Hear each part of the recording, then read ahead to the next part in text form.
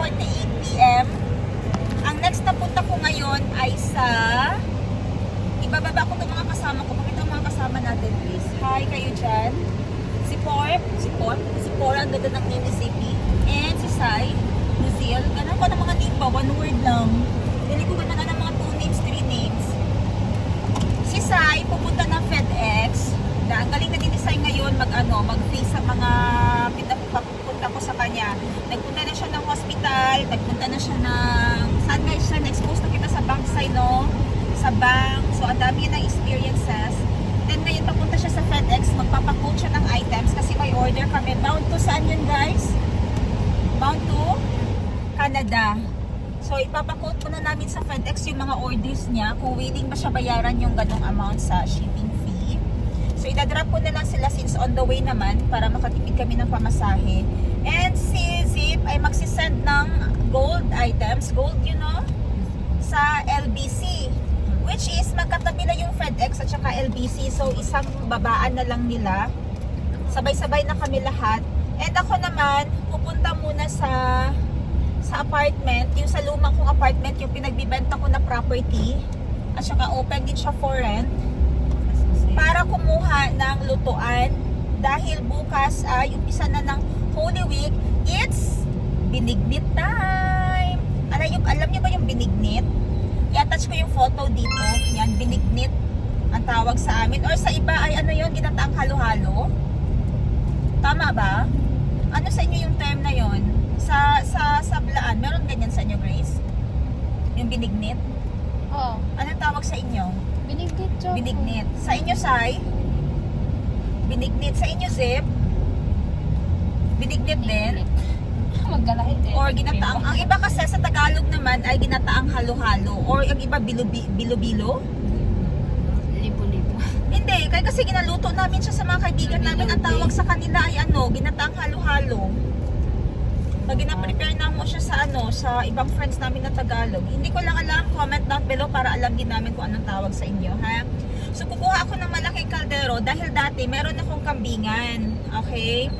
Hindi, kambingan na karinderya. Unfortunately, yun, may mga experience tayo na yung mga kasama mo yung mga kasosyo mo ay yun lang. Okay, yun lang. Pag yung may kasama ka sa kasosyo na pinag full trust mo yung capital, yung investment, yung business, tapos may something pala or hindi na pagkakasunduan, may hindi sinasabi sa iyo, ikaw naman full trust, okay?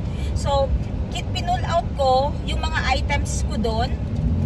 So, in short, parang pinasirado ko dahil sa akin lang kumikilos yung business yung sa akin lang gumagana. And ayaw kong may kasama na may isa pang naging may isa pang nakisali, so madaming problema. So pinull out ko na lang, pinasirado ko, which is maganda sana yung business ko, maganda sana yung location na yon, bawi lang, pero pinull out ko na lang yung mga gamit ko.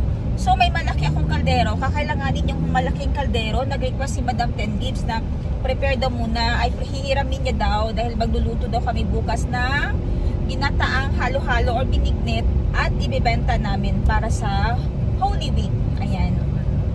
Abangan ninyo ang pag-ihiwa-hiwa namin, pag-prepare ng lamas at ng lahat-lahat para may maibenta at para lang may mai-serve. Kasi aside sa paborito namin sila, syempre madami yung lulutuin, yung iba ibenta na lang namin para hindi zero. And walang gamit si Madam 10 Gibbs, kaya ako may malaking kaldero doon, ipagamit natin sa kanya, no? Hindi ko naman pinagbenta yung mga gamit ko, guys, kasi alam ko magagamit ko yung kawali at saka yung kaldero pa rin, lalo na ngayon na nagmamahal yung mga bilihin. So gamit ko talaga siya. Oh, it's still green. Okay, dito na tayo sa LBC. Sa unahan lang ako pwede mag-stop, ha, kasi corner dito. Oo, no parking ang nakalagay. Okay. Okay guys, nag-hazard lang ako. Message lang, Sai, ha? Asang? Ayun mo! Ang tabi ng LBC?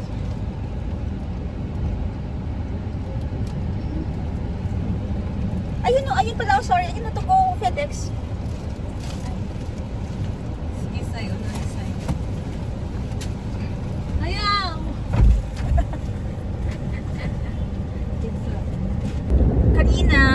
pagdating ko sa opisina, 10:30, 10 a.m. So, gawa ka na ng mga paperworks, kakausap ka na sa dapat kausapin, maniningil ka na ng mga may due sa iyo, may mga utang. At of course, magpapautang ka na din. Kasi may mga items ako na for installment, for layaway. For example, yung mga alahas, may mga orders sa akin online na gusto nila i-layaway. Yan. And then, nagpo-post din ako ng mga solar. Kasi ngayon, uso sa amin yung solar. Ano yan, pagpapa-install ng solar panels kasi sobrang mahal na ng kuryente ngayon, and pakinabangan din naman natin si Haring Araw, no? So dami kong ginagawang posting, kumain ng lunch, and then back to posting again. Nakalimutan kong tubig, huna ko. Okay, yun nga, yung pupuntahan ko ngayon yung kaldero na malaki. So sana makuha namin. Kung may makita ka pang luwag na malaki, Grace, ha? Alam mo yung luwag? Sandok na malaki, kunin mo na lang din kasi hindi na ako bababa ng sasakyan. Tingnan ko.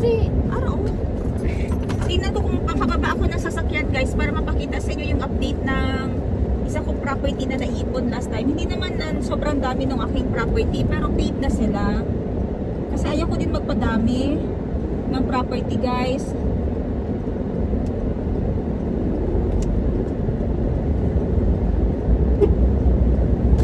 Ayaw ko din magpadami ng property kasi ang hirap bayaran, no?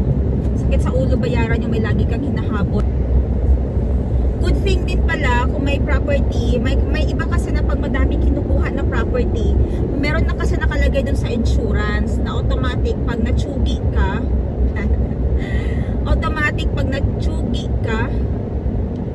pwede ba dito dumaan or parang malalangan tayo, wag na lang dito. Grabe yung dalawang van, oh. Okay, pakita ko sa inyo itong first ever na anong tawag dito? Anong tawag dyan?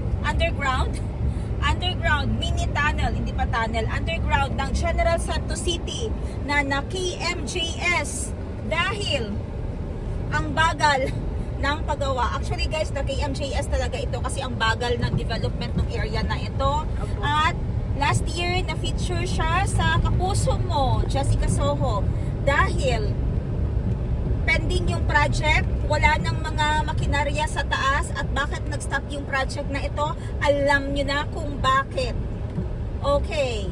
Kung saan napunta ang pera. Kasi hindi daw ito local city project. This is a national project. And naubusan daw ng budget. Diba? Parang, anong nangyari? Bakit naubusan ng budget? Budgeted na yan. So, ito yon. So, parang biyahing langit tayo dahil napaka-alikabok.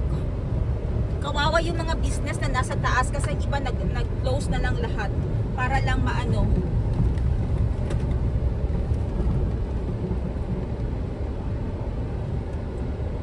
Nag-close na lang lahat sila para lang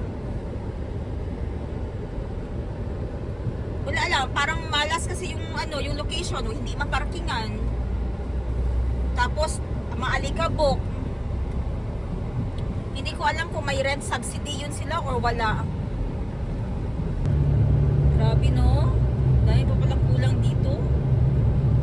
Tapos nakakatawa kasi pag malakas ang ulan, nagiging swimming pool yung area na yon. Tumataas yung tubig, dun lahat napunta yung tubig. Walang char, totoo yun. So, hindi naman ako yung madami ang property talaga. Pero proud ako kasi yung iba is fully paid na. Okay, and then minsan kasi masaya na dito parang wala kang utang. Pero masarap pa din na may utang, lalo na sa investment. Kasi yung style ko, bili pero installment lang, pautang style lang, yung mga property na binabay ko, at hindi naman doon ako bumibili sa mga high-end na whatever. Although may isa akong property, yung sa subdivision, na kailangan ko pa pala siya ma-troubleshoot kasi hindi pa ako nakapagbayad ng HOA or Homeowners Association. Medyo malaki na yung aking babayaran doon. And next step, yung ito namang isa is ayaw ko naman din siyang tirahan. Binili ko lang siya nung time na yun kasi may extra naman ako. Medyo malakas yung business dati. So ininvest ko siya lahat doon sa apartment na to na sira-sira naman siya pag-acquire ko. At lalo na ngayon wala akong plano na i-utilize siya. So kung may mag-rent ng property, open siya for rental. Kung may gustong bumili, open din siya for selling. Not rush naman kasi hindi ko naman din siya kailangan pa or hindi ko minamadali, no? And the more na nag-i-stay or yung property, the more na nag-i-increase din yung value niya. So doon ko muna tinambak yung ibang mga gamit para kaya wala namang may pakat sa bahay. O, dito na tayo paliko. Dito kami dati nakatira. Nung time na yon, hindi pa sementado yung daan, lubak-lubak pa. So nahirapan ako na lubak-lubak siya. Ngayon, hindi na siya lubak-lubak, guys. Kaya maswerte tayo. Dati kasi nung may sakit ako, tapos kailangan ko magsikad, wala pa kaming mga sasakyan noon, medyo ano pa talaga, wala pa, starting from scratch pa talaga. Si Madam Ten Gibbs, cart lang yung ginagamit niya magbenta dito, tinutulak niya yung cart niya, nagbebenta siya sa school. Tapos ako din nagtatrabaho during that time. Si Princess noon parang nag-aaral pa, gusto niyang mag-apply at nagpaalam na siya sa akin na gusto niyang mag-Thailand. So tinulungan ko siya sa mga finances niya nung time na yon. And then later on ako nang sumunod sa kanya. And then year by year, yung maliit na cart ni Madam Ten Gibbs, nagkaroon ng first store, first sasakyan, hanggang na lumago. So hindi siya madali talaga, no? Very nostalgic pag napadaan ka ulit sa kalye na ito, na ito pala yung dito pala kami nag-umpisa lahat. Dito kami yung, kasi dati pinapatira lang kami doon sa bahay ng amo ko, nagbabantay lang kami ng lupa niya, caretaker lang kami sa bahay ng amo ko. Tapos nilipat niya kami dito, yung naglipat na sila doon, kumuha ng lupa dito sa village na to. Tapos dito na lahat, nakikisalod kami ng tubig sa kapitbahay kasi wala kami sariling tubig. Nakikiwiring lang kami sa kuryente kasi wala kami sariling kuryente. And then yung mga kapatid ko, dahil ako working student naman that time, so doon ako nakatira sa bahay ng amo ko. Yung mga kapatid ko, since malapit siya sa sementeryo, every Sunday, pag may libing dyan, doon sila napunta sa sementeryo. Ang ginagawa nila, kumukuha, nakikipila sa mga bigay na pagkain pag may burol. Yun yung secret to success. Pati yung mga kandila namin sa bahay pag brown out galing sa sementeryo. So balikan natin yung lahat. Still proud, very proud kami kung saan kami galing talaga. Hindi namin yun kinakahiya. So dito na tayo ngayon sa village. Sementado na siya, no? So papasukin natin yung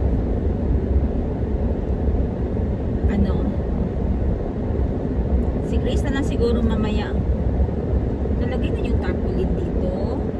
Ayun, o, nasabit yung tarpaulin gang. O, ibaba mo yun, Hafiz. Ayun, o, ayun, o, nasabit yung tarpaulin. Hindi mabasa. Ibaba, ha.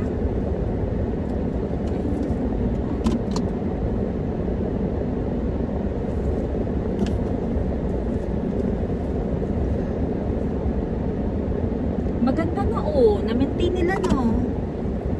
Ang ganda pag may nagbebenta kasi yung kakilala ko dito, sabi niya pwede dyan kami mag-display sa harapan ng tindahan mo kasi wala namang tao. Sabi ko oo, why not? Pero hindi na ako nag-ask na madaming salita sa kanila, sila na nagpusa. So nililinisan nila yung labas ng bahay, labas ng property ko kasi last time nung walang may nagtitinda dyan, kasi malapit na sa eskwelahan kailangan ng pwesto ng mga mini vendors, side vendors. So nung wala pa sila, grabe ang dumi nung harapan ng property ko, guys, parang tinatapunan ng basura. Okay? So ngayon papunta si Gracie doon para kunin yung kaldero. Aka na yan, Grace, ako muna mag-video. Ayan, pababa na si Angel Gracie. Nag-greet ba kayo sa kanya ng happy birthday? Birthday niya yung March 30.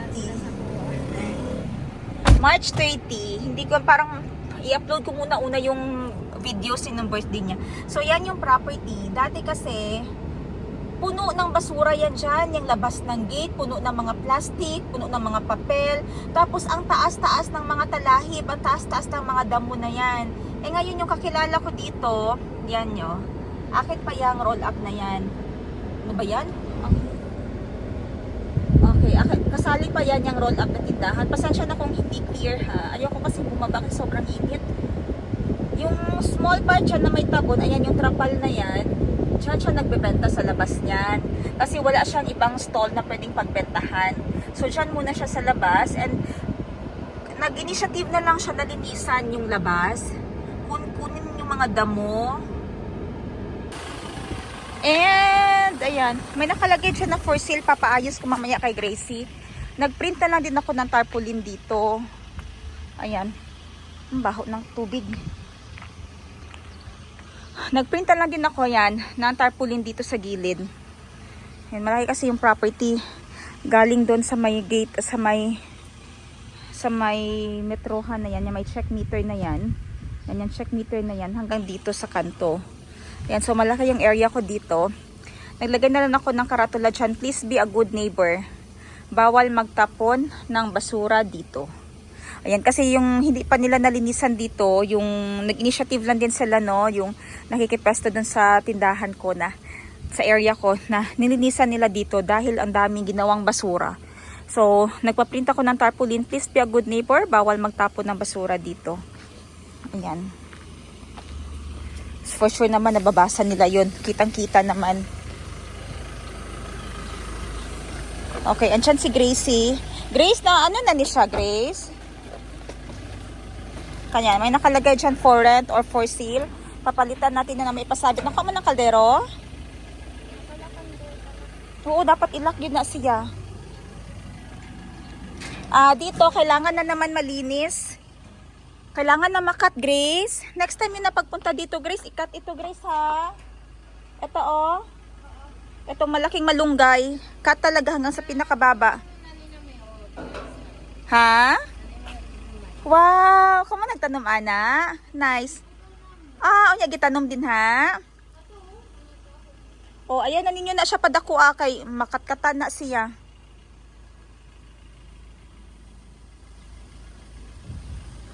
So, gusto ko nga maglipat din dito. Pero wag na lang. Kasi, wala kasi masyadong maparkingan. Ito pa yung mga gamit ko sa spa dati. Ibibenta ko na lang pala ito. Papalinisan ko lang sa kanila at ibibenta. Ayan yung upuan. Papakuha ko siguro to and then papadala sa bukid. Para may upuan dun sa bukid. Or ayusin dito. Na, maulang. Maulang kung dili maabri. Ha? Dili, oy, mauman na sa latanan, Grace.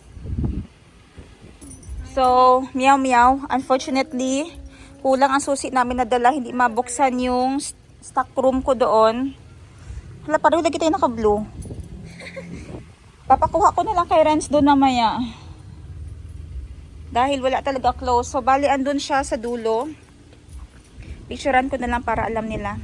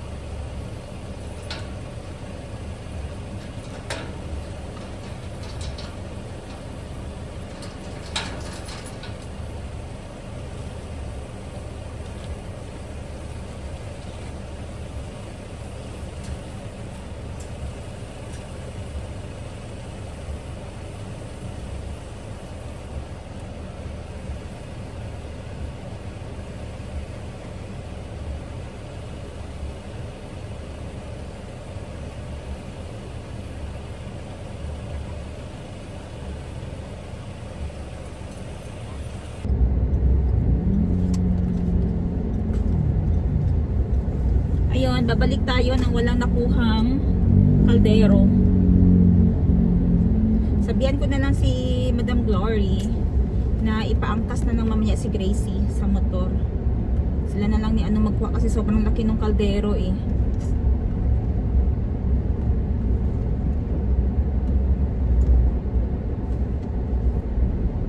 Ngayon, pupunta ko ng Japan ulit. Samahan nyo ako. Diretso tayo ng Japan. Tingnan natin anong bago doon. Yung kakarating mo lang ng Japan, naghanap ko ulit ng Japan, no? Okay, let's go. Guys, may nahanap ako. Para sa aking tea. Ang Ang problema, wala siyang mga kapatid, ay mga anak. Sana yung mga tipat niya. Mga anak niya, kailangan natin yan. Or ganun na blue. ba? Oh. Dali, ito. Oh. Move ka dito. Ayan na blue, na may flower. Parang yan closer. Ayan o. Nare. Yan. Upat. Diba? Ah, pwede lang ka. Si aka na yan, be. Pwede ka mag-ano din. Aka na yan. Wow. Diba may instant tea at kailangan na lang natin yung kanyang tray. Dapat ka itong ano, te. Kanang mula sa kahoy. Oo, hanapan mo pa ako ng isa dyan para sa bahay, para sa house. Na, oy. Yung aking kinds, wait, tingnan mo. Wow! Para yun sa sakura tea natin. Ano pa ng maganda dyan? Or kani kayo na. 2, 4, 6.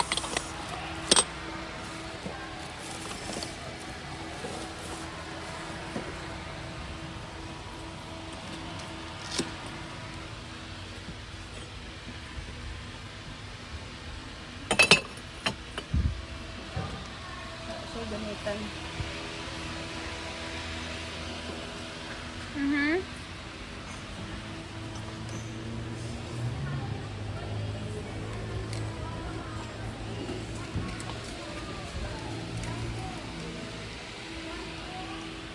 May nahanap na ako.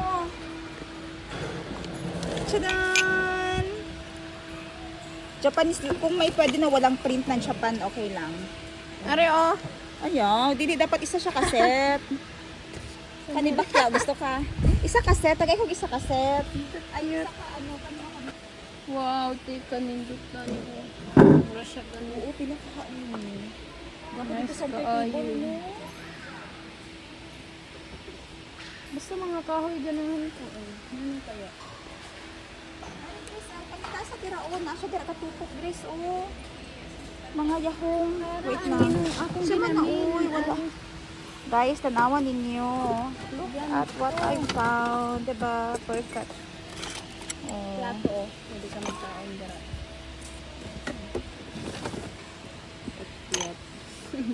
Isa. Ayan na, nag-trial and error kami ni Gracie. Parang mas maganda yan, Grace, no?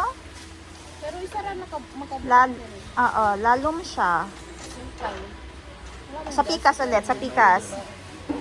Saan kaya mas maganda? Napaka-iban ibo lang. Isa pa yung mga itang sawal ko. Wala na, dako kayo siya, Grace. Kanilang, kanira ta, Grace. Pero mas Kung saan eh, mansan eh. Okay. I-try mo yung iba. asya man tanong. Pero wala na yung space na isa. It's okay. Wala na space ang ano. Kaninindot po, no? Fit lang siya, no? Fit, pabilog. Kani kay kasya sila tanan wala na yung mabutang.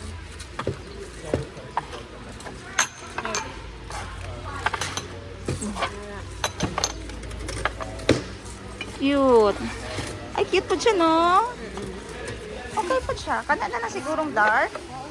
Anong dark, Grace? Okay lang dark. Okay na yan, dark. Yes. Okay na. Pareho day tagdet. Go. Kani buhaon ni mo. Yes. Ibangutan pa nato kung tagpila pati ng payong.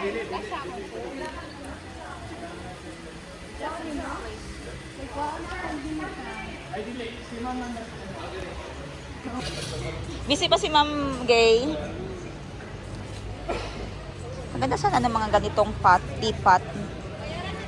Unya na, ipa-coat lang sa dili pa, okay. Chopstick rest set astronauts. Parang ito kay Ma'am ano, yung friend namin. Nakakilala namin na ano, may pinakita na astronaut.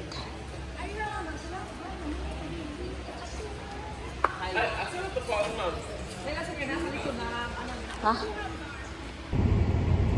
Okay, galing na tayo ng Japan. Diretso tayo ngayon ng bangko. Time check is 4:30. Sana ay meron na yung request ko sa bank dahil may certain amount ako na ni-request ng bank bago ako pabalik sa Thailand. So ayan, malapit na tayo sa video. Tingnan natin if mag-grant yung request natin, ha? At ako'y inaantok na talaga. Nakapagod kasi mainit, tapos nalabas ka. Ah!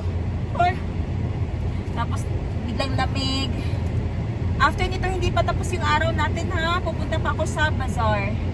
May bazaar pa kami na kailangan i-monitor at saka i-train yung may iwan dahil kami ni Miss Jo ay alis kami papuntang Thailand. So, may iwan si Gracie at saka si Isay. Sila dalawang bahala dun sa bazaar at si Isay naman bahala sa boutique. So, let's see yung magiging progress ng aming lakad today. Andito na tayo sa video. Liliko lang ako.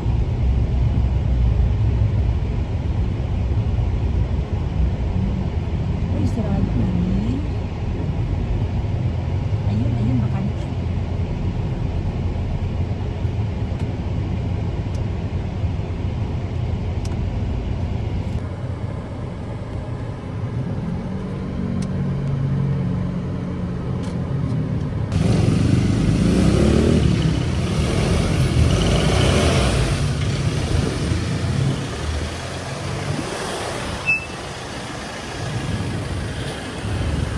Sa ka na dyan. Hindi,